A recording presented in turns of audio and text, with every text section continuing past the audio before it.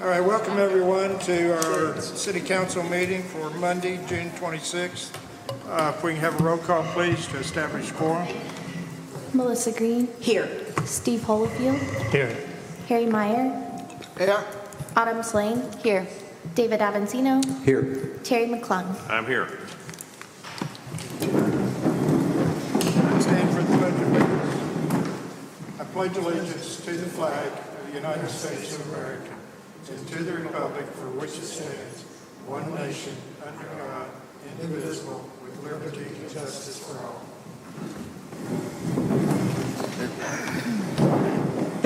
All right, get a motion to approve the agenda.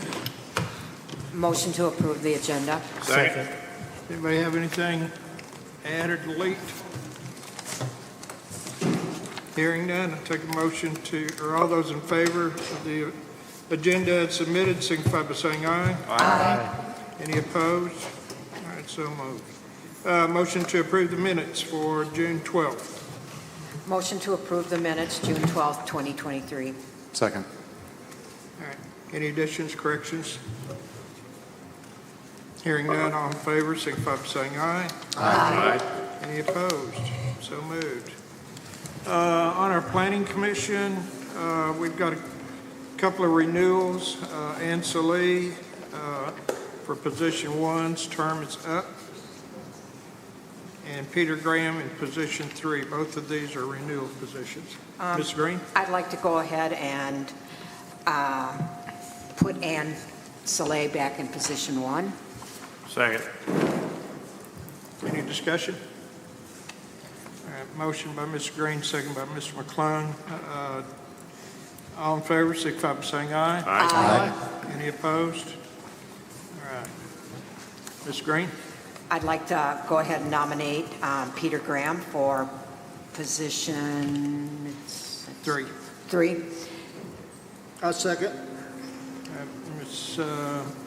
Green made the motion, Mr. Myers seconded. Any I have a further question here. Yes, ma'am. When somebody applies to our commissions, are all applications brought to the council when this comes available? So Peter's position comes available. Are all of the applications given to us?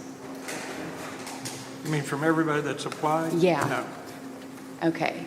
Why not? just the ones that I submit to the council. Okay, I got you. And if the council doesn't approve it, then we'll bring somebody else back. Okay. Is, Okay. sorry. Mr. Graham, is he also up for HTC? It says and HTC on here. I don't think at this point, Okay. yeah, not yet. Oh, yeah. Yeah. Any further discussion on Mr. Graham? All in favor, signify by saying aye. Aye. Any opposed? So moved. Hospital, we have a vacancy on position 4, and I think Sandy Martin has her application in there for position 2 for y'all to consider next time. Okay. On there. And other than that, we still have a couple of positions available for CAPC, so see what we can get done, get those 2 places filled on there. That brings us up to public comments. Please limit your time to 3 minutes.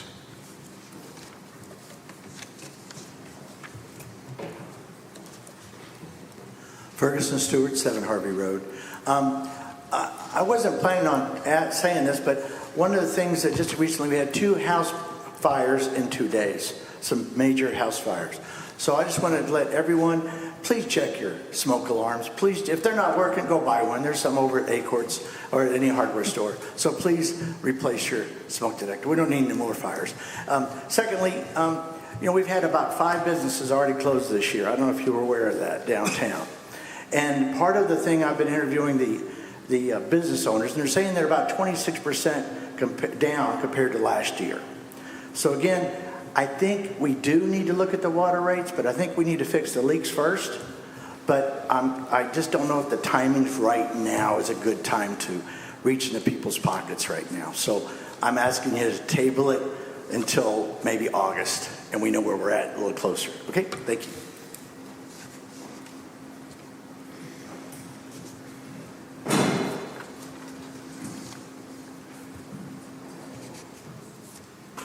Hi. Jane Stevens, 24 Breeding, Eureka. I just was privy to some information that you, Butch, and Kim, and LJ Small were on a committee in 2017 to review the need for ADA compliance. And why hasn't anything come up about that? I was like, it just got shoved back in ostrich head in the sand is the way I look at it. I've ordered some more information because I want to make sure everything I talk about as far as ADA, federal law, and compliance is clear. I don't want to stick my foot in my mouth. So I have more information coming, and I'll bring that to the next meeting. The parking spaces on Mountain Street, they just paved Mountain. Perfect time to move them. One in front of Sweet Spring, one in front of the post office. Easy, no-brainer. You can't have a handicap parking space on a 45-degree angle. Oh, it's crazy. Okay, end of that. Our parks, I noticed the top of Planter Hill, the median, it's full of weeds. It doesn't have any maintained flowers in it. And I just heard that the new parks person in charge of parks is making 80 grand, and I drove around, none of the parks look good. Look at them, they're all, and they're full of weeds. That's all. Thank you.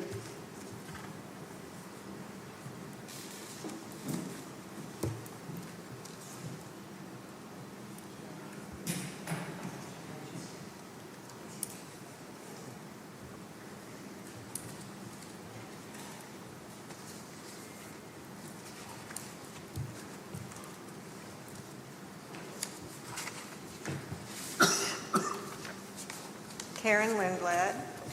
I did my math today, and I've lived here for 49 years. I second what the gentleman said You need to earlier. pull the microphone down a little bit, please, ma'am. Earlier about you not doing the water rate raises now. I belong to the National Water Center. Years ago, we tried to get the water pipes fixed. We tried to get big hotels and motels to put water saver devices on their faucets and showers, to no avail. And now we're getting another water rate charge and another promise that these pipes will be fixed. And this has been promised for years and years. The city has created this problem with this big debt with the water by not fixing the water pipes. And, you know, it just screws the citizens here all the time. There's people here on fixed incomes that can't afford to have a water rate raise. And, you know, as Harry said, well, we'll collect the money first and then we'll fix the pipes. Well, we've already heard that a million times.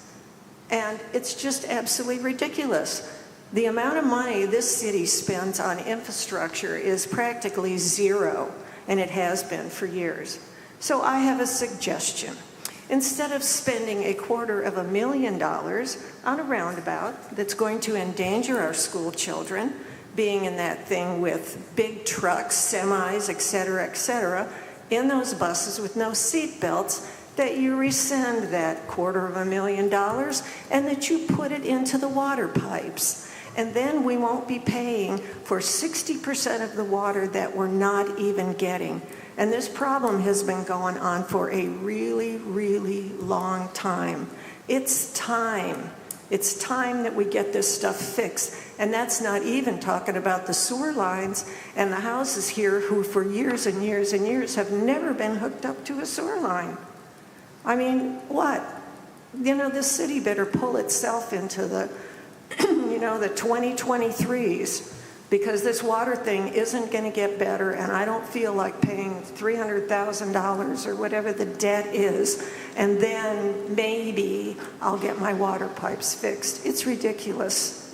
And anyway, environmentally, it's ridiculous that all that water's just going out there.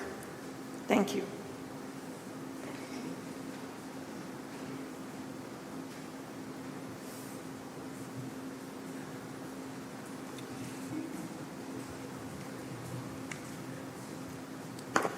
Good evening. Pat Matsoukas, Five Mountain.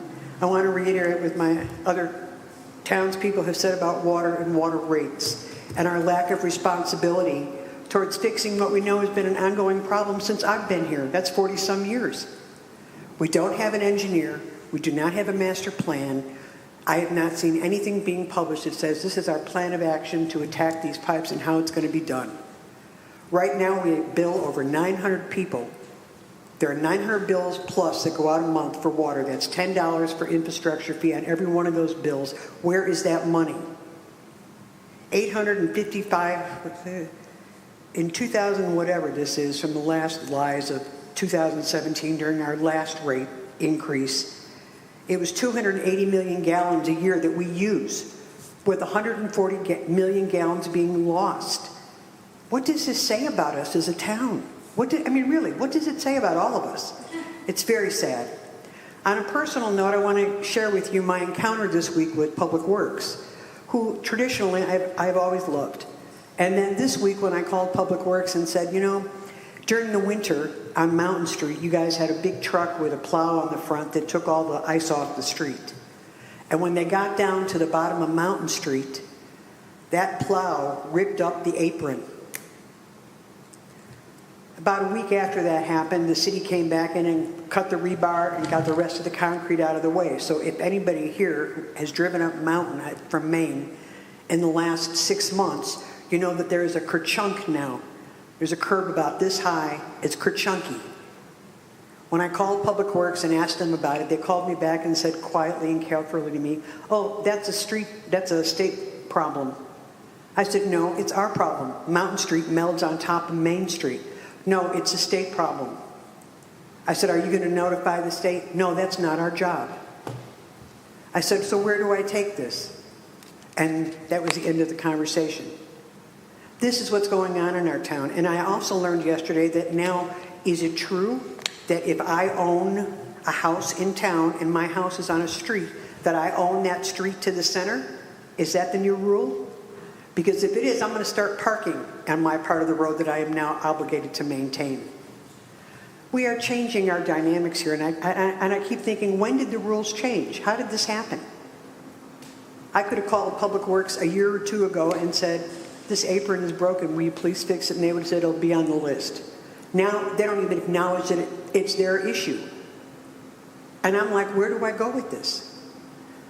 Anyway, those are some of the many things that go on in our little town. I wish you all the best, and I hope you postpone this water thing until we have a better conversation about it. I think that I'm tired of like many, we're tired of the Band-Aids that go on. We're not fixing the problem, we're just Band-Aiding it. Thank you.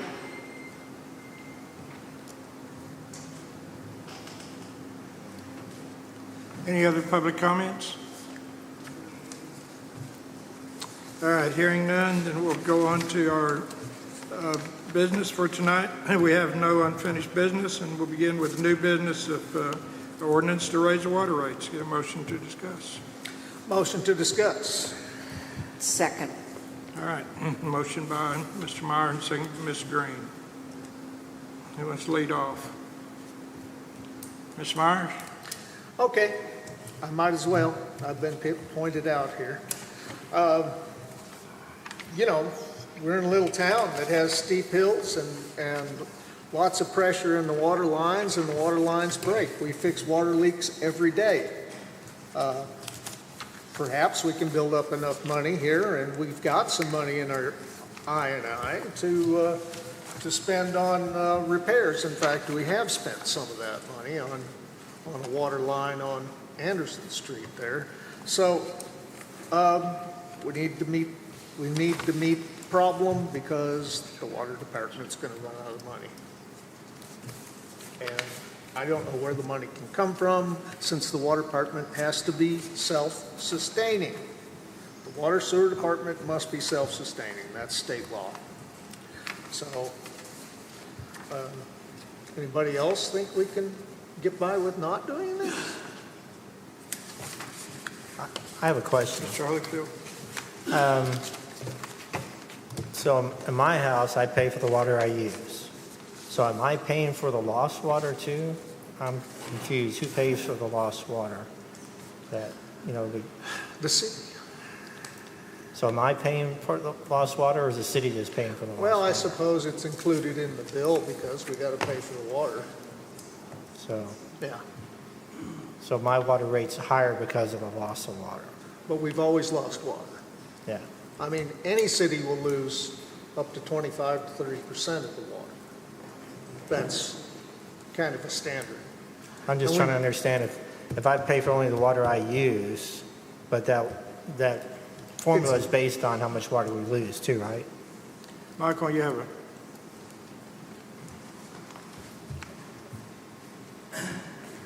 Just to clarify that, no, you're not paying for the lost water.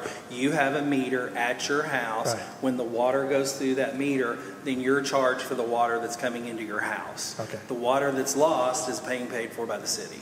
What we're asking for in the water rates is that Carol Boone has raised their water rates twice for us, and we have not raised the water rates for the citizens. So what we're asking for is to raise the water rates just on the water, not on sewer, not on anything else, just on the water that is metered that goes through your house. So if we got a project going and we fixed all the leaks, it's not going to change my rate on the No. water? Okay. any other question, Mr. McClung? You know, we need to raise the rates, and I'm not going to argue that point. However, I think that in all fairness to the people in this town, that we should have at least a comprehensive plan of sorts in place on what we intend to do step by step to some degree. I mean, I know we're always going to have repairs. I mean, they come and then we fix them and we go on. But I think we need to have some kind of, you know, we're going to do this step. You know, we're going to get the cameras and you know, shoot the lines. We're going to you know, and do all those repairs. And then we have, it'll also tell us the condition of pipes. We know some of the piping and how long it's been in there, the transfer lines and all, and you know, if they need it, just like you know, Arkansas Western Gas or whatever they're called now. You know, they've come in and they replaced all their lines. It was time, and so I think we need to have a comprehensive plan as to what we're going to do to help. Well, right now, our plan is getting somebody in here to do a water detection leak and seeing where all the leaks are. As Okay. you know, as I do, we can't go in, we couldn't afford to replace all of our water lines. I'm not saying we So have we to do can't, it. so we can't really come up with a plan to reinforce, take out all the water lines like Arkansas Gas is doing. But we are got a plan, we're getting a firm coming in to do a leak detection so we can find all of our major leaks that we can. And I think that's a great start, but that's a start. And I think we can have projected plans, what, you know, we expect to do next. And it may not be that we're going to do it the next month or 6 months or year, but, you know, where we can do it and show that we're trying to make progress to correct the leak problems. Well, that's the only way that I know how to do, to find the leaks, is to have a leak detection come in and find them. Because as you know, and I know the city knows, when you have a water leak, it doesn't come up to the surface in this town. Not You know, always. so we're trying to find I various get it. methods of finding those leaks and finding, you know, again, a leak detecting service in here. And it's going to cost us, you know, several $1,000s. Oh, And we'll, a lot you know, of be stuff. able to pay for it. Holiday Island went through that same process a while back, and I don't think they're any better off than what they are, than we are. We got a higher loss. You know what their rate is, their loss is, Harry? It's close to 70%. Yeah. And we fluctuate. At one time, we were at 60%, and now we're back down because we've got some older pipes, and we've just got to find those leaks. And that's our plan, Terry. If you know of another plan Well, to all do, I'm I'd be glad to I'm put saying them out. that's good, and I'm glad. I'm all for it. But I'm saying but there's things that we need to be looking at long range too. That if you know, if some of that shows up, that, you know, if we feel like Just like we did on the lines down to the sewer plant. We had to replace those. Well, we did that because we knew we had a big water leak. That was a major water leak. Well, and there may be some sections that we may have to go in and replace. You know, You're 300 feet you're or absolutely 600 feet correct. or something. Yeah. Absolutely. Yeah, so I mean, that's, I just want them to have the feeling that they're getting something for their money. You know, and we hear those that come here, but most of us hear it out from the public itself too. And I know you hear it, just like we do, and it's a tough one. But, you know, I think we can give the presentation that we're doing this, but we're going to do more, some way, some fashion. Ms. Swain? There's a few things. First, we are founded on water, so I think it's so important that we protect that with everything we have. I do have to agree that it is bad timing. Right now, everybody is struggling to just do what they're already doing. I do agree that we need a plan, a solid plan. This is a start and this is a beginning, which I'm super proud of. That's great. But we need action on this. This has been decades. It has been years before any of us have come here or has sat at this table. But I'm wondering, because I'm looking at the numbers here, it's doubling. It's, 14 and then it's going up to 28. Is that correct? Am I reading this That's correctly? outside city limits.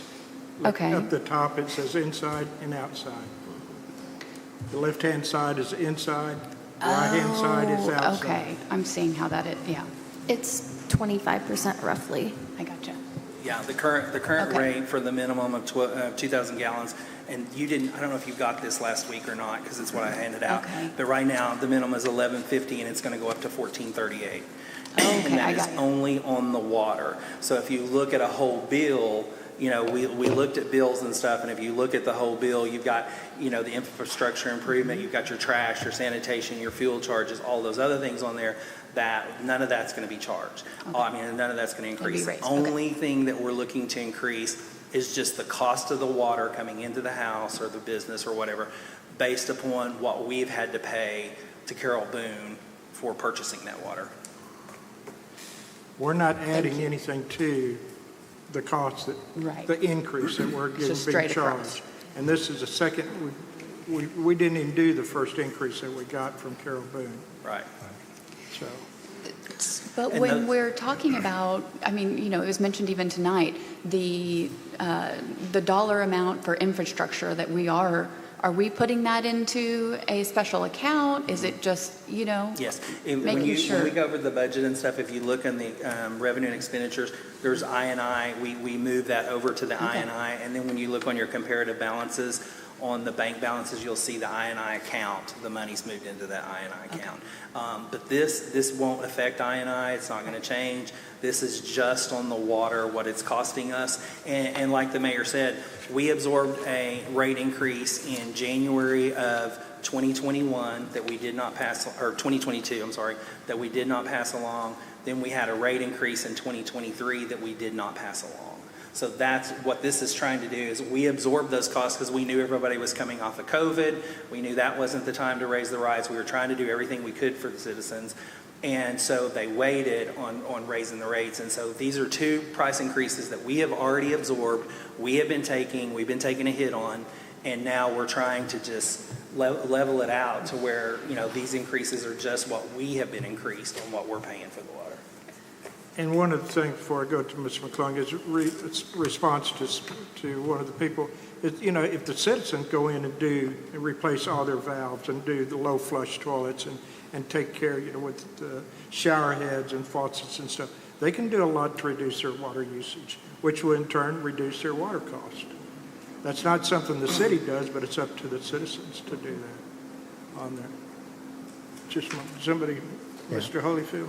I just want to clarify again, we all pay the same rate, right? I've had people say, the businesses are getting burdened with the most of the cost. No, everybody pays the same rate. It's based on usage. You have, like, it's a tiered usage. You pay so much for up to 2,000 gallons. Then, you pay that for the up to 2,000. And then once you hit the 2,000, you pay a different rate that goes up to 8,000. Then whenever you hit 8,000 and go up, you're paying a higher rate. And that's how we've done it. And instead of going in and putting a commercial rate or a residential rate, it's always been the same rate, thinking that the higher the amount of usage, the more the water costs. Right. Thank you. Mr. Meyer? Well, we got a lot of leaks, but a whole lot of those leaks are because of the way this town is laid out and because of the karst that's underneath it. It's not so much neglect. The city had been saddled with a few big bonds to pay off, and that was coming out of the water department. We finally got those paid off. I don't know who did that. It's a while back. It was all to fix the sewer department, as far as I know. But now that we got new leadership at Public Works, Simon's working on a plan. And like Butch said, if we get big part of the plan is to come through, detect leaks, we still have to raise the rate. There's no way around it. That costs money. Mr. McClung? Yeah, if you would please, tell me again on the process with the tracking down the leaks, with the camera system. Are we, and I don't mean how it's done, I mean, I don't think it's by camera. I think it's more of some sort of a magnetic. Well, whatever it is, it's a company that we hire, or is it? It's a company we hire this one's out of Fort Smith. The last one came out of St. Louis. Are we working aggressively to get that done? Yes. Because, we have the money in the I&I fund to move on this. The last I heard that we were waiting to get a price from them. We hadn't gotten a price from them back yet. Have they been up and surveyed what they need to do so they can do that? Yeah. These are the things that I feel if we can get these kind of reports, I feel more comfortable about moving ahead with everything. It's, I just... Simon's doing real good. He's pretty aggressive on staying on top of these things. He's been pretty busy these last couple of weeks too. The last time I talked to him, he said that he hadn't been able to get a price, and whether that's being able to come up here or not, I don't know. But I'll quiz him again tomorrow. Ms. Slane? Would it be a possibility to lessen? You need to speak up a little bit, yeah. Would it be a possibility to lessen the blow a little bit and raise the rate only to the 2021 rate, the first rate increase? So giving everybody a little bit of time to go, okay, well, this rate increase is going to happen now, but then, just like we got 2 years to, but our choice was to not pass it on. So maybe we, do a smaller raise, and then here in another year, just go ahead and put it on the books. That's what we're going to do. One of the things that I did was I went through and I picked out a residential actual bill, a small restaurant, a large restaurant, a small hotel, and a large hotel. I took their current bill from the last billing to see what the impact of raising the rates would be for 25% on a house. On a house, a typical small house that uses 2,500 gallons, this one we received 2,509 actually, their bill actually went up $4.71 a month. A small restaurant that had a water usage of 18,420 gallons, their bill went up $38 a month. A large restaurant that used 53,807 gallons of water, their bill went up $97. The small hotel used 287 gallons. Their bill went up $236. And a large hotel that used 486,834 gallons, their bill went up $811. Do you have an extra one of those? She wasn't here last Yeah. I know. last meeting. Sorry. Yeah, Thank that's okay. you. she could, Yeah. I'm Yeah, looking at that here, you know, we. Thank yeah, you. She didn't get that. Thank you. So even though we're talking about a 25% of water increase, when you look at how it's going to affect their overall bill, it's an 8 to 10 to really 11% increase of their overall bill. Mr. Meyer? Water's important to us here in town. We've had a couple house fires, and, you know, the church burned, and if for some reason or another a big water line blew that prevented them from having enough water to fight that fire, we'd be in trouble. So I do know that Public Works, when we have a water line break, there was one that was leaking in front of my house. Called them up, they were out the next morning, dug it up, fixed it. And they do that almost every day. So it's not like they're not doing anything at Public Works. They are working, and we can't, this is what finances Public Works. This is what they operate on. One of those valves that we had to buy to fix that leak on Anderson Street was $15,000.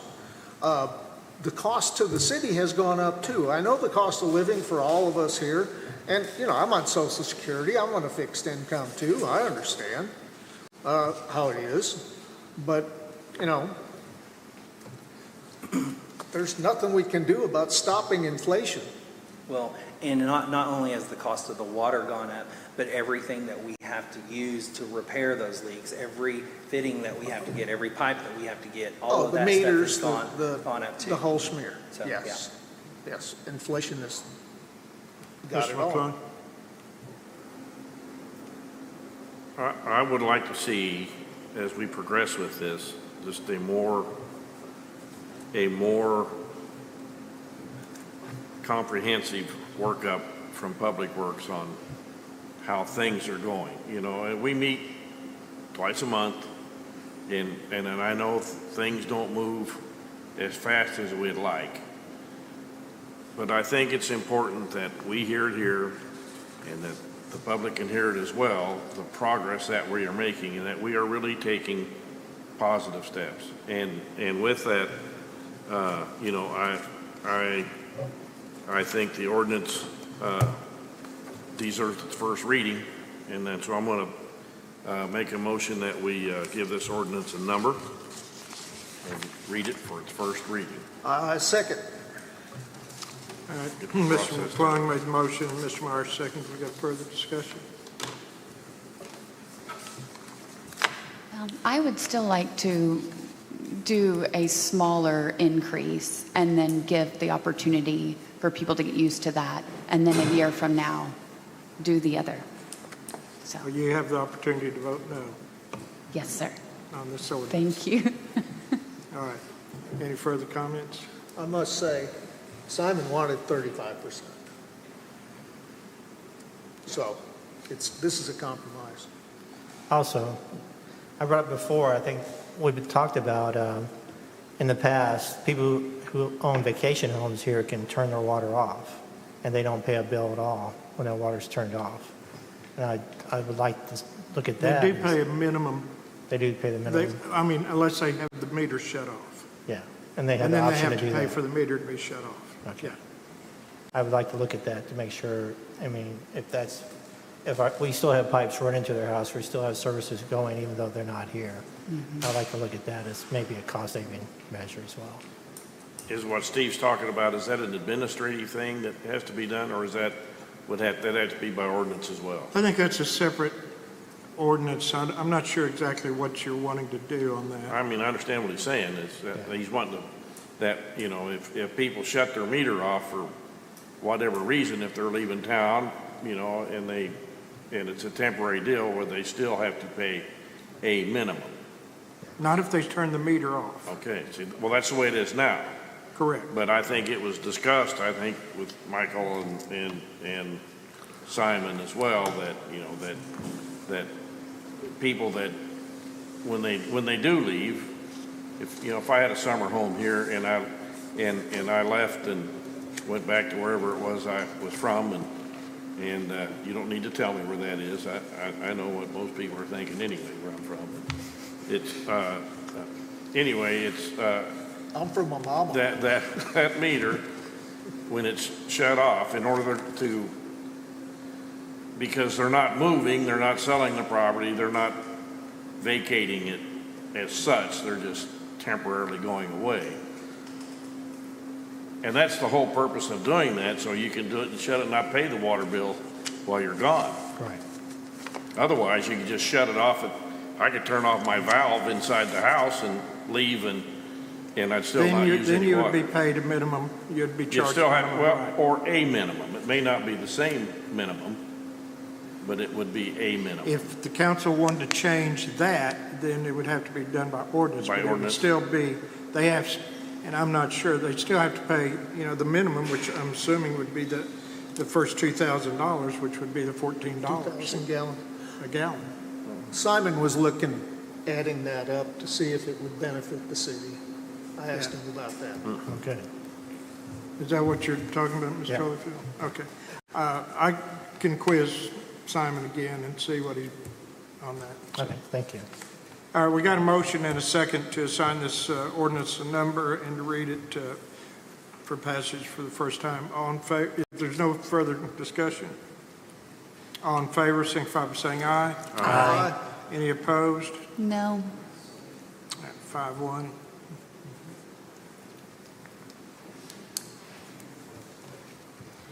Assigning ordinance number 2342, an ordinance amending chapter 10.4404 of the municipal code of the city of Eureka Springs, Arkansas, establishing rates for services rendered by the water facilities of the city of Eureka Springs, Arkansas, and prescribing other matters relating thereto. Whereas the city of Eureka Springs, Arkansas, the city owns and operates the water facilities, the system, and whereas it is necessary to amend Chapter 10, Section 4404 of the Eureka Springs Municipal Code in order to establish the rates to be charged for the services of the water facilities of the system, which rates are hereby found to be fair, reasonable, and necessary. Now, therefore, be it ordained by the City Council of the City of Eureka Springs, Arkansas, subsection A of Chapter 10, Section 104404 of the Eureka Springs Municipal Code is hereby amended to read as follows. A, the City Council hereby finds and declares the following monthly rates and charges for fair, reasonable, and necessary, and they are hereby fixed as rates to be charged for services of the water facilities of the city's water system. First, 2,000 gallons of water consumption per month or any portion thereof. Inside city limits, $14.38 minimum. Outside city limits, $28.76 minimum. For the next 6,000 gallons of water consumption per month or any portion thereof. Inside city limits, $7.37 per 1,000 gallons. Outside city limits, $14.74 per 1,000 gallons. For all water consumption in excess of 8,000 gallons per month or any portion thereof, inside city limits $7.55 per 1,000 gallons, outside city limits $15.10 per 1,000 gallons. Section 2, Chapter 104404 of the Eureka Springs Municipal Code, as amended hereby, shall remain in full force and effect. Section 3, that the provisions of this ordinance are separable, and if a section, phrase, or provision shall be declared invalid, such declaration shall not affect the validity of the remainder of this ordinance. Section 4, that ordinances and resolutions and parts thereof in conflict herewith are hereby repealed to the extent of such conflict. Section 5, these rates shall be reflected in the next monthly billing. Thank you, gentlemen. Mr. McClung? I'd like to make a motion that we go ahead and approve this ordinance on its first reading. Second. Your motion and a second. Any further discussion? All in favor, signify by saying aye. Aye. Any opposed? No. All right, 5-1. All right. Thank you, guys. All right, that brings us up to our next order of business, which is parking meter discussion. Mr. McClung. I'll get a motion to discuss. Yeah, motion to discuss. Second. Thank you. I still hear from tourists that the app is, they don't know how. They don't know how to use it, how to follow through with it, how to get on it. I'm sorry, it's, I come down to the parking lot all the time and that's going on. Sorry, Chief. We have looked into another method that they don't have to use this. If they know how to use a phone, and you know how to use a phone to call people, we've got a method. To solve it, we hope. And the chief has looked into this. Yeah. issue. Actually, what I was doing today is we set up a phone number. It's my understanding for a charge of $1.15 a month for this phone number. Just we have a local number for people to call, and it will. To my understanding, it's going to be an automated thing. So whenever they call it, it's like using the app, but they just make a phone call. So if they don't have a smartphone or they just don't want to download an app, you just call the number and you set up your stuff that way. Oh, that'd be good. So that would, I think, would make it simpler for people. that's what we're doing today. Yeah, I mean, there are a lot of people like me that that are just not, real savvy technologically. I mean, I understand. I mean, I've got a smartphone, but I hate downloading apps. Yeah. I mean, if I have to, I do it, but otherwise I just don't like it. But with this way, there's a local phone number. We'll have stickers made to put on our existing signs. If you don't have a smartphone, call this number, and they can call that number. So it's a local number. It's a 244 number. It's a 479-244 cell phone number.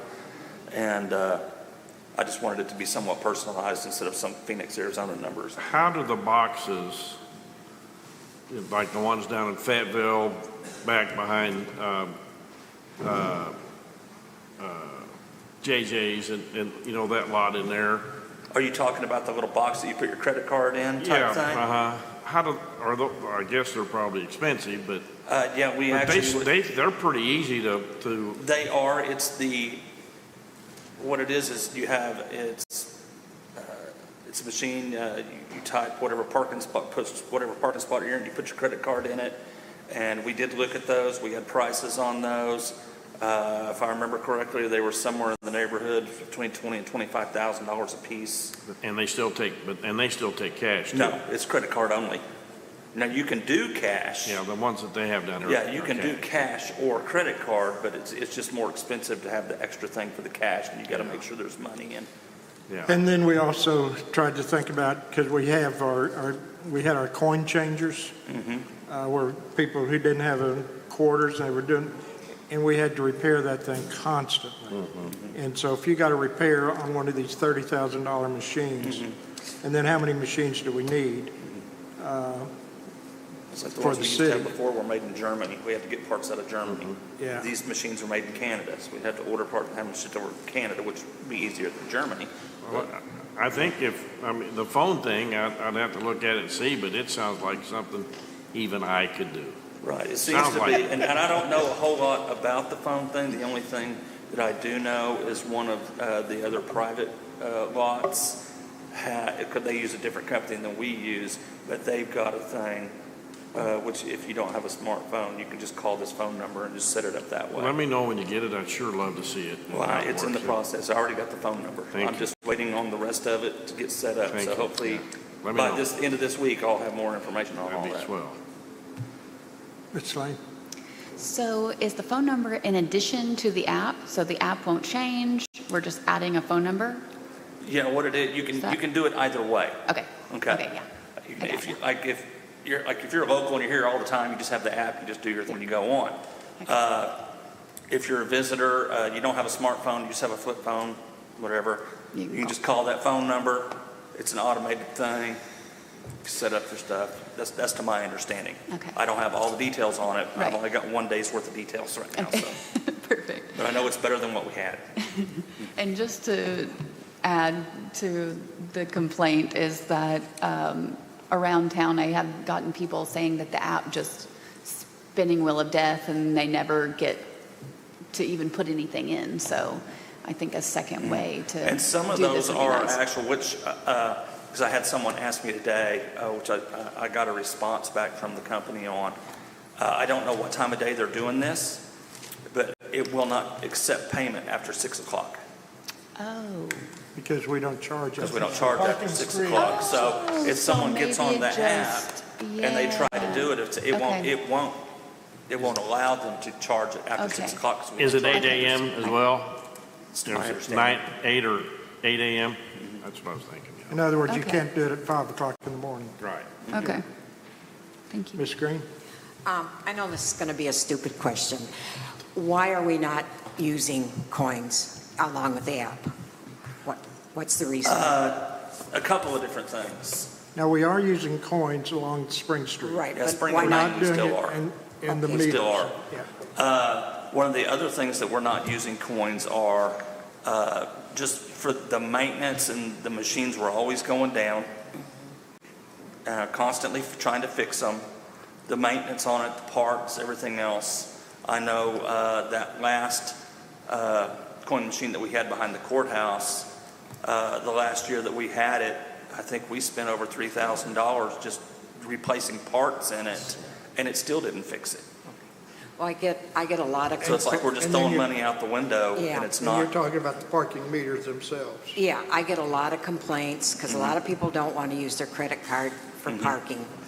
They're pretty angry. They can't get the app to work. I do like the phone idea. I really hate that we're getting away from the coinage. I mean, I get the coin changing machine, make it their issue, but I really I'm having problems because I hear it all the time. We had, we looked at the best thing we can do for residents and visitors.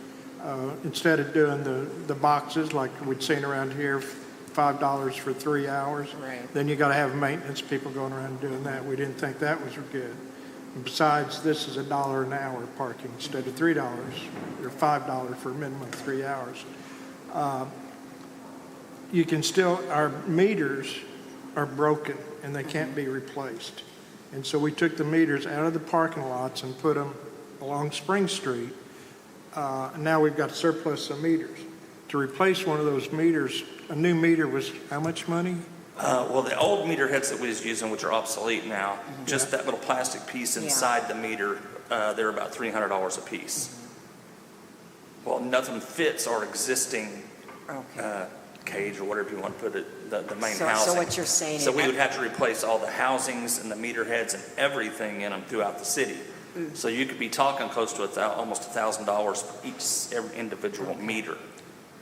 So if you got 200 meters, you got $200,000. Okay, so you will be getting this phone because that's. I've already got the phone number. Oh, okay, Yeah, I've already got the number. I've already sent the information for them. I'm just waiting for them to get it integrated with the app. okay. Or with, I'm not sure, and Chief, you might ask them. One of the nice things that I've found about the app is if you're up here eating at the grotto and you're saying, oh my gosh, I'm about to run out of time, it gives you an automatic 10 minutes before your meter runs out, you can renew it on your phone. So you don't have to get up and run out and find your parking meter. Or you can set it 5 minutes, 10 minutes, or 15 minutes. You don't And have to look for automatic change renewal, either, which I thought was a great and what I'm advantage. hoping is that with, even though you're just calling the number, and maybe I'm hoping for too much. I don't know. I haven't got the answer to this yet. But it's the same thing. They will still get a text message, even to a non-smartphone, saying, okay, you have this much time left. That's right, they still work on the flip, text work on a flip phone. Yeah. Right. Some of us hopefully remember how to that text will on do it. regular, but it just takes a lot more pushing. Of course, Melissa, you could have a sign on Spring Street that says, I'll use my credit card, you give me your cash. Yeah, well, yeah. I can Maybe run a this side ad, hustle. And I've got Rolexes, I've got Louis Vuittons. All right. Anybody else? Mr. McClung, does that answer your question? I'm looking forward to seeing this phone thing. I know our main reason for doing all this stuff was just trying to like we talked about several months ago, we're trying to look at other options besides just throwing money at stuff. Yeah. Because otherwise, we're not doing our due diligence with the people, so. All right, thank you. Thanks, Chief. Thank you, Chief. All right, get a motion to discuss, speaking of parking, our next item is number 3, Spring Street Parking District update. Yeah, motion to discuss. Second. All right. I think our planner, there he is. Should be able to spot that long-legged drink of water. Put my sunglasses on here. Yeah. Yeah. You want to kind of give us an update on where we are with this? Sure. So after the ordinance was passed, I've been working with Ansley, and the chief set me up with Tommy over at the police station. So Ann's been putting together the database of properties, who qualifies and how many passes they qualify for. Tommy's been putting together the list to track the permit numbers as they're issued. I have the permit application and the explanation of rules typed out, ready to send out once we get that mailing list completed. I finalized parking passes today. They should be arriving the week of the 19th, so we're getting close. Cool. Yes. Has the council seen the parking permit, what they're going to look like? No.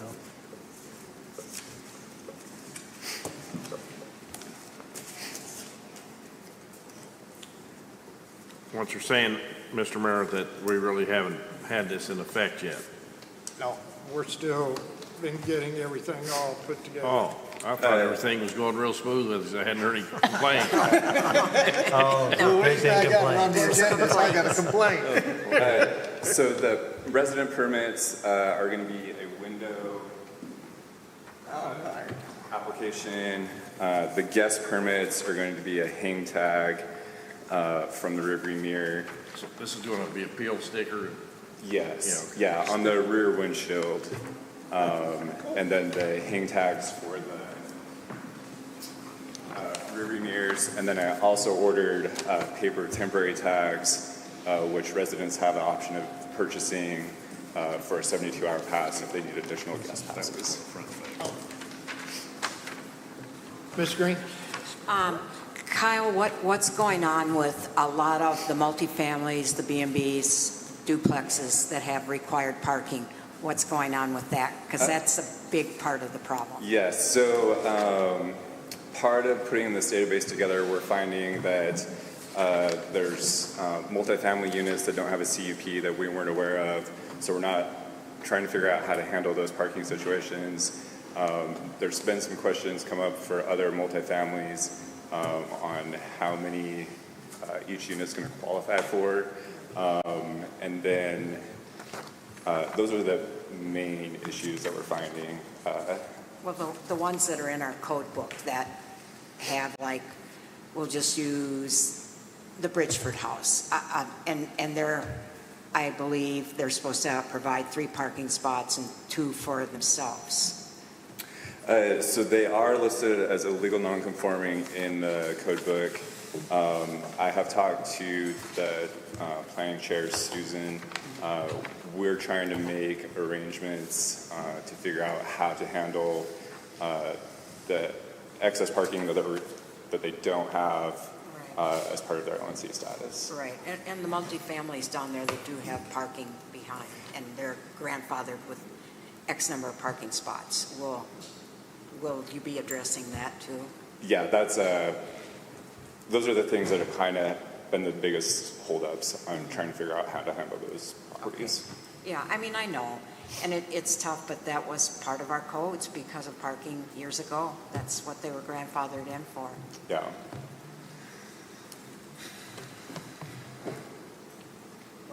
Mr. Hollifield? So who's responsible for enforcing this?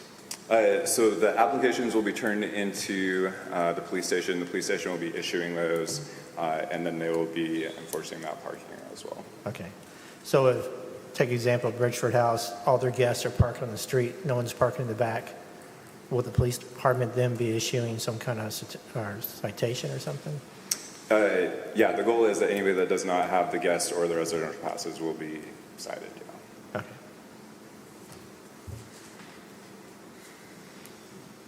Anybody else? No, thanks. All right, thank you. Thank you, Kyle. I think Kyle. All right, going up then, item number 4, discussion of establishing costs for streets and alley vacation. Ms. Lane. Motion to discuss. Second. I think Thank Ms. you. Swain made a motion. Do I have a second? David. Okay. All right, Ms. Lane? I just wanted to bring this to the table because over the last several years, we've vacated a lot of properties, and there's really no ordinances or laws that say we should charge for this, and really why and when we should do it. So I feel that we need to at least have an ordinance that says that we should be charging what is fair and right for that time period, and possibly even just a few words about when we should vacate. I do have a couple questions too. Do we keep a log of all alleyways and things that are not vacated, and when they are vacated, it's taken out of our tax arena? I mean, I don't know how this works on a city Having a level. log of all of our streets. Okay. No. So, Well, I've been working, actually the previous clerk started building an index of vacated streets and alleys, especially in the Freeman edition, because that's the most commonly vacated street and alleyway, and trying to keep track of, a few years back, I did all those leases, renewing those leases that had been expired. So I'm working on updating that list, making sure it's correct, making sure the ordinance is actually passed for that vacation, because some of them were repealed due to abutting property owner rejection later in the courts, and that ordinance later had to be rescinded, but it's still on the books for some reason. So that's actually been one of my little pet projects that I've been working on doing. And actually, Ms. Lane, there is state law and city ordinances that tells us how to vacate. And if it's, depending on where the street is, the city cannot charge for vacation. We can charge a fee, but we can't charge for that property. Because Okay. what we've got is and Terry will correct me on this, I'm sure, we don't own that property, we just have an easement. Now, there's some parts of the city, the Riley and Armstrong, where we do own the streets or alleys. Originally, if we own that in fee simple, is that the correct term, Terry? Mm-hmm. Then those we can charge, but it goes back to, and it states in state law and our ordinance that that property is split between the two adjoining property owners. Unless I'm mistaken, Mr. McClung? And I think the way I understand it, and it would take a call to municipal league, that I think even the streets and alleys that are not, that the city may own the actual street in fee simple title because of what you're doing, I still think they don't want you to charge for those either. The way I understand it, because you're just splitting it between the two property owners, or if that's the kind of division it is, where it's, which is most generally what happens with a vacation, is that it's going to the two abutting property owners. Right. That one, the application I have in is different because there's only one abutting property owner. The municipal leagues state, if the lands on which the street is dedicated for public use was owned outright by the city, then the city can sell the property and charge fair market value. And that gives in code 1454-302, which talks about buying and selling property. I'm sure later on in that code too, it talks about splitting it between the two. And you're going to have both property owners being petitioned to vacate that property. So just one property owner couldn't do it. Oh, Ms. Swain? So what is the difference between vacating and giving the property versus doing a lease? You know how we've leased things out for $1 for the next 10 years, or just as an example? If the city owns the property, they Okay, can then lease it it's a out. lease. Okay. We have an easement, which is different than a lease, with the property owners to use that piece of property or alley. And if we want to vacate it, Mr. McClung was talking about, then it goes back to the two property owners. And there's procedures in our law, state code, and in state law, how to do that. Mr. McClung? Yeah, don't we have to have the parks and public works and fire department sign off on a vacation? Right. I can go over the process if you'd like. If you Yes, want. please. Okay. Yeah. I don't want to speak too much, but so the current process I put in your packets under new business number 4. That's the application. You'll see on the last 3 pages, it listed all the state statutes and the municipal code that dictates our street vacations. So those 5 things above the applicant's signature, they have to provide that before it can even before they can even file an application with my office. So they have to have the $200 application fee, the completed application, names and addresses of abutting property owners, identified by the deeds, written consent from abutting property owners, that's a state statute, and that's on the portion of the street being vacated, and plat map identifying the street, alley, or property to be vacated, plus survey if available. A lot of people get surveys done. From there, once they've filed it, I reach out to Public Works and Parks and Rec for consent. Public Works will determine if there's utilities. If there's utilities, we can't vacate. Parks and Rec will tell you if it's part of the Trails Master Plan, which was dictated a few years back. That's in code. So if that's part of the Trails Master Plan, it can't be vacated. That then goes to a resolution's drafted. That's brought to you guys with the packets. Once that resolution is passed, I then publish a public hearing notice. That has to be for 2 consecutive weeks before the public hearing. So I get that published. I have to pay publishing fees for that. And that has to be a newspaper of record within the county. So the one we have here is Carroll County News. And then from there, public hearing is had, then it goes to ordinance, and the ordinance is either passed or fails from city council. The deeds, it's their responsibility to have those deeds drafted and filed. That is under their cost.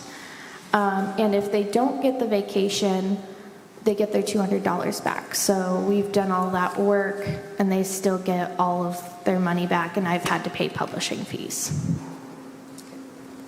Can we not just give like half back or 175 back? By ordinance, I get it all back. That's by city ordinance.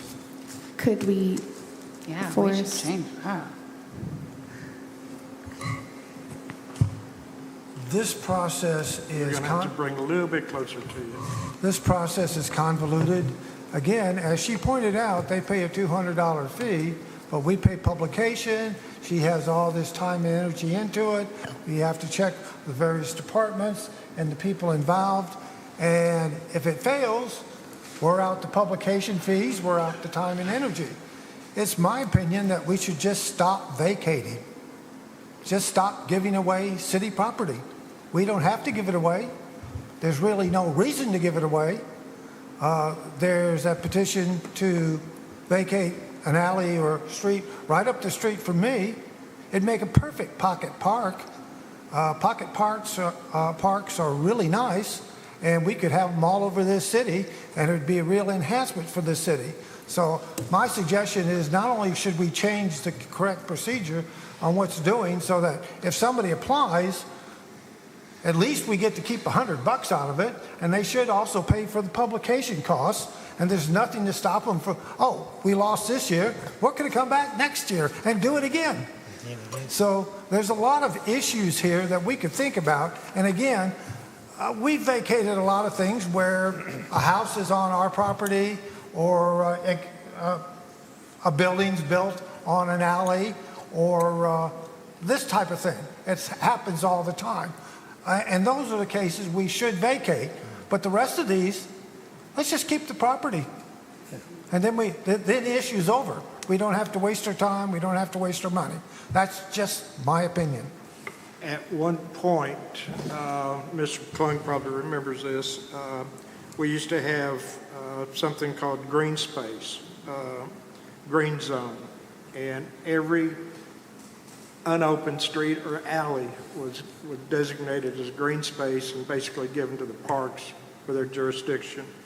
And had to come before the council before any of that could be changed. That's right. It was all, the city council gave it gave it to parks and their stewardship, and anything that they wanted to use for trails was their privilege, and if somebody needed a vacation, then they went out and looked at it, and I looked at lots of them with them different times and argued with them. You know, they wanted to keep things for trails that were, that were not practical even for trails, where they would have to be, even build bridges across ravines to have trails that would cost thousands of dollars, which, but that's beside the point. And then eventually, then we took that back from parks. I don't remember why we came back and took it back. I don't remember why we did either. We'd have to go back and look at that. But anyway, that happened. But Parks should have a pretty good inventory on all of that. They did have, because I tried to get the city to let Bill and I and the surveyor, somebody, and go out and look at all the streets and inventory them all and categorize them, what was usable for streets, what would be good for trails, what needed to be retained for utilities, things like that, and really look at things. And then it's always been my contention in differing from what the city attorney says, that if there is no purpose to the city for these alleys or streets, they should be deeded to the property owners so we can collect tax off of them. I mean, they're not going to generate anything for the city in any other fashion. But that didn't go over well either. Well, and going back for some more history, the parks established, and we still have an ordinance for a land bank ordinance that the parks could sell. Say there was a piece of property that was owned by one person, and there was an alley that went 2 blocks, and they owned both sides, but on both ends of that block, the street had been vacated, so there was no access to that part. That could be sold to the adjoining property owners, and that money taken and put into a land bank for the parks to buy extra land. Same with the land down on Main Street. When it sold, Yeah. Did we sell that? I guess we did. We did. We sold that by auction. That actually should have been earmarked for the land bank. Yeah. And that was private property. That was the lots. Yeah. You're right. Mm-hmm. Yeah. Mr. Myers? Speaking of lots, shouldn't we find out what the city owns in town? We As far as do. lots? We have a survey. Yeah, we got a pretty good idea. You got a pretty good idea now? I think so. I'd like to see that. That'd be interesting. So. Somebody else have a question? Yeah, I had my hand up. I can remember I was going to buy a piece of property, it's probably been about 15 years ago, and the title company wouldn't give me title insurance because of all the streets going through it, and that was back when it was hard to get anything from parks vacated. I think I agree with Mr. Jacoby. If a house is sitting on it, Parks is never going to be able to use it. We should vacate. I think I agree with Ms. Slane. I think there should be a cost with it. You know, it's property. I mean, if it's on my house, I actually don't own it. You know, so, and I don't like giving back the $200 fee when we have to do all the work. Well, we can always, if the council wants, always direct the city attorney to draft an ordinance changing that. Well, we'll put that on the agenda. We can just make a motion. Oh, I'll make a motion to put drafting an ordinance for what we just talked about. I'm getting tired. I'm getting tired. Vacating, Well, I got a second. vacating streets. Mr. Mayor, Yes, Mr. McClung? is my understanding the ordinance is to amend the fee structure? Yeah, the fee structure Yeah. and, well, and the cost. If like, I have a street going through my property and I want it vacated, so it's on my property, I would like to see that I have to pay the cost. Well, that's what I mean, is that you're changing the fee structure that it may be $200, you're going to leave it at $200, but Right. where $100 of it is not refundable. But let's say I'm buying Or something like that. let's say I'm buying No, it 100. doesn't matter. We're talking about the Okay. application fee. Okay, let's just do that to start with. Yeah, I think that's what we're talking Yeah, I think that's what I want to, make sure about. what it is. You want to make a motion then, Mr. McClung? I don't think she ever finished. Yeah, I never made it. I'd like to make a motion that we amend the fee structure for the vacating of lots, with the change being that 50% of the upfront charge Of the application. fee is non-refundable. Okay. I'll second that, or you second that. All right, we got his motion and discussion. Sounds reasonable. Hearing none, we're going to, motion is that we'll amend the ordinance to revise the application fee and refund 50%. So, Mr. What about the costs of the city for publication? I think that if somebody applies, they should have to pay for the publication costs.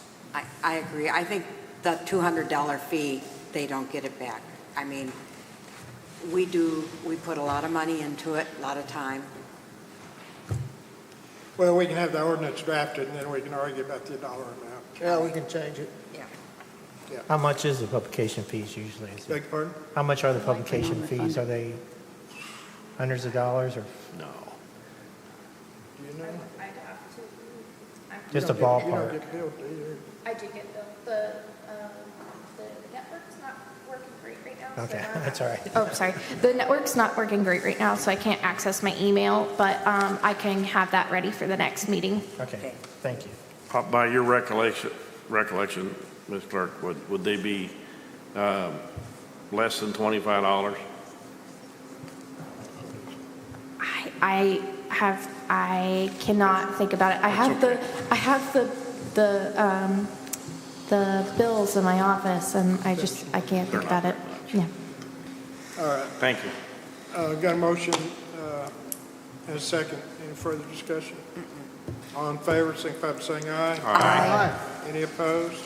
All right, so moved. All right, our next item is approval of Michael Akins as our finance director. Nope. Oh, DEQ permit, sorry. I'm jumping ahead of myself here. Kind of like Ms. Green. In your packet, we have need a motion to discuss a DEQ permit, letter of credit. So moved. Second. All right. We have had, Michael, I think $30,000. No. How much was our other letter of credit we had? I thought it was 30. It's 30. What this is about is for our recycling center, our composting center, we have to have a license to be able to do that. One part of the license is that you have to give financial assurance that should, for some reason, the facility be shut down, they have a cost breakdown of how much it would cost to clean up the area, dispose of what is there, and return it to a normal state. In the past, on our licensing, it's been $30,000. So we had a letter of credit that we provided them with Arvest that showed as the financial assurance to clean up it if something happened to it.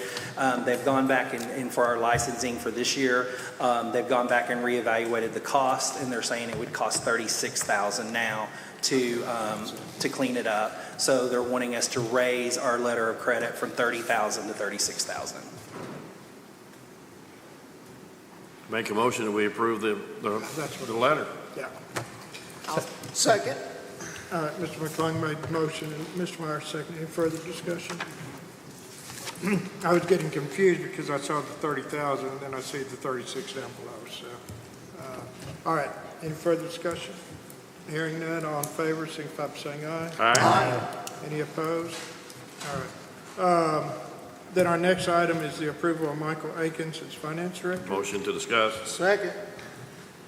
Mr. McClung?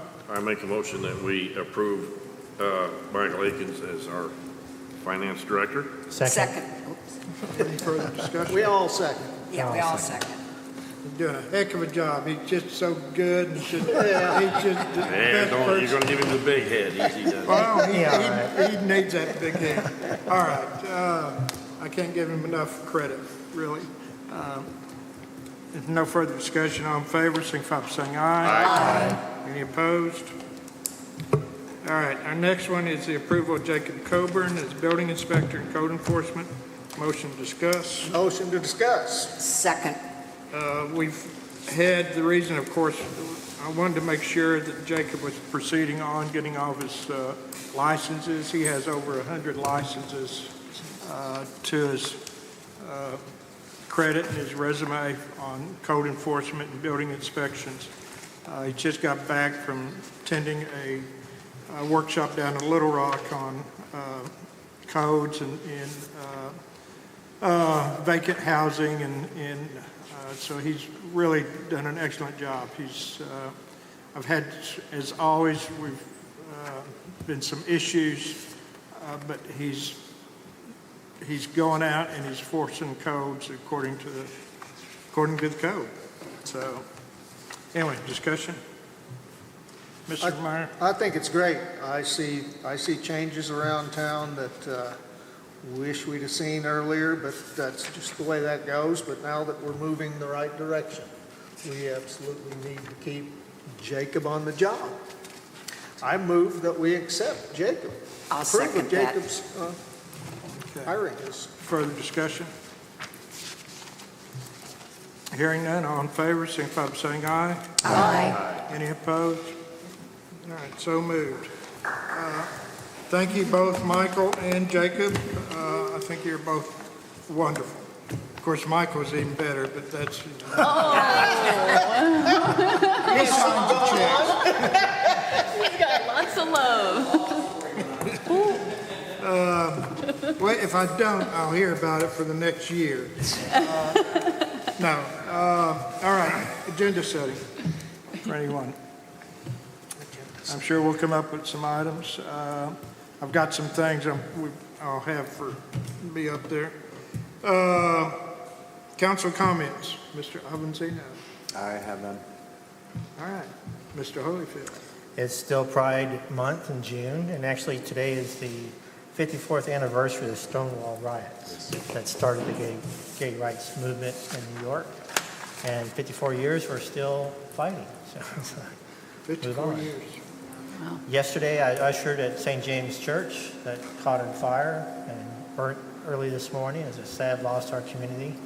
Hopefully, we'll rebuild and be back in business as soon as possible. So, Ms. Green. I too echo, I'm sorry, really sorry about the church. I'm sorry that some of our county people lost their lives in a fire. They're part of Eureka's family too, and so my heart goes out to the families of them. I'm done. All right. Ms. Lane?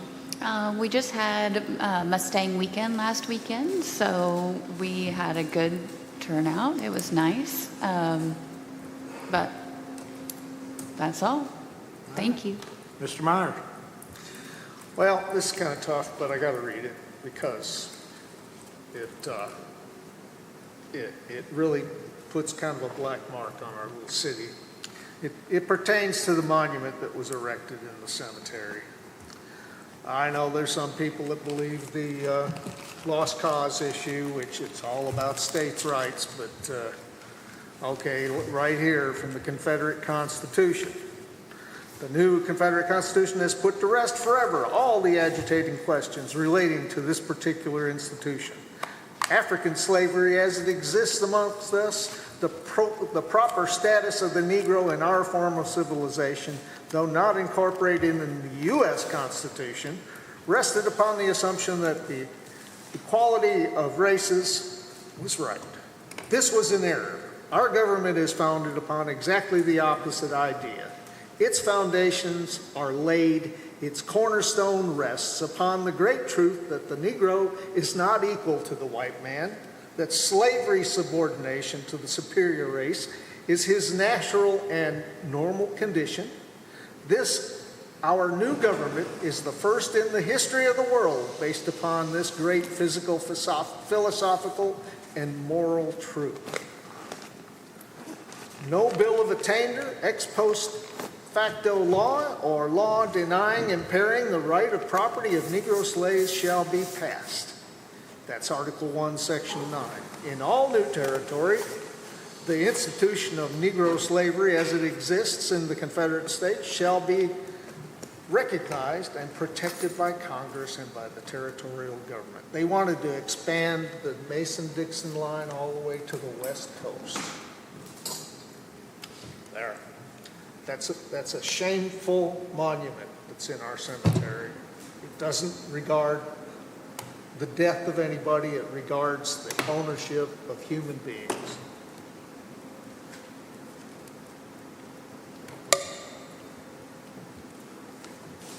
Mr. McClung.